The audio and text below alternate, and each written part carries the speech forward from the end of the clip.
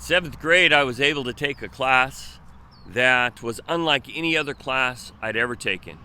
That was my science class.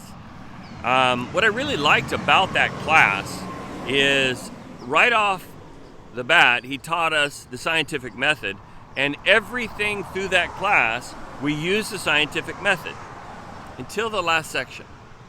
The other thing that he taught us is that there are things that are observable, repeatable, and that we ought to document things. Now, this is stuff I had been taught my whole life, so I really embraced this idea. But when we got to the last section, he taught on evolution. And I thought that at that point, we just let everything go. And it was kind of a free-for-all. There were so many unanswered questions, and this is something that was not observable. You couldn't see it. It wasn't repeatable, and nobody had documented. The other thing is that you couldn't see any transitionary forms whatsoever. There was no macroevolution to speak of. The only thing they had was the duck-billed platypus, and there's no evidence that he's ever transitioned into anything else. So that really put a sour note on that class for me. Years later, my dad's best friend, he's an anesthesiologist. He come to me and he says, how can you have evolution and entropy together? Well, let me read the second definition of entropy. The lack of order or predictability gradually decline into disorder. And so his question was, how can you have what seemingly is evolution driving order and at the same time a natural law that's fighting back against it? It just didn't seem to fit the pattern for evolution for him, which I find was interesting because I'm not sure if he's a child of God. But this had definitely bothered him, and I was thankful he shared it with me. In Colossians 1:16 and 17, it says, for by him were all things created that are in heaven and that are on earth, visible and invisible, whether they be thrones or dominions or principalities or power. All things were created by him and for him. For he is before all things, and by him all things consist. Boy, that's pretty clear. Instead of it just kind of happening, you see here that God made it happen, and he made it happen for a purpose.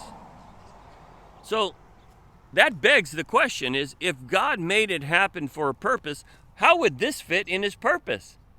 This dilapidated old house. This makes no sense. The chaos that we see in the world.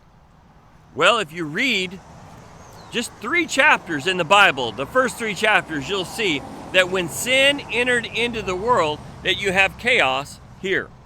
Over in the book of Hebrews, chapter 1, says in verse 10, and thou, Lord, in the beginning hast laid the foundations of the earth, and the heavens are the works of thy hands.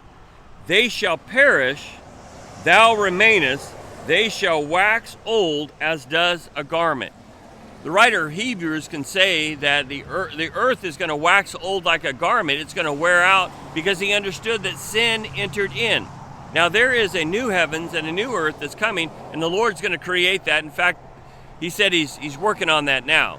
And it won't look anything like this at all. We won't see this. The second law of thermodynamics will not be there. I believe that is a picture of sin.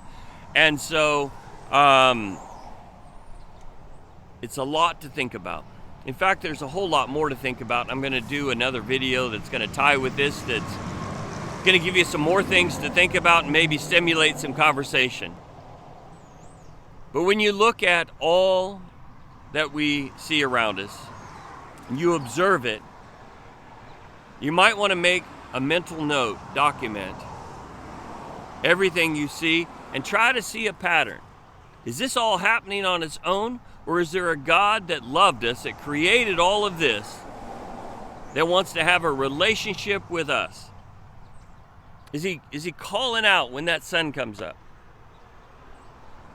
Because if it was just evolution, you would see it would be survival of the fittest, and things like beauty and love and tenderness would have no place. But you see that and it calls you, and it draws you. And is He calling and drawing you today? I hope so. May God bless you as you observe the God that has created all things.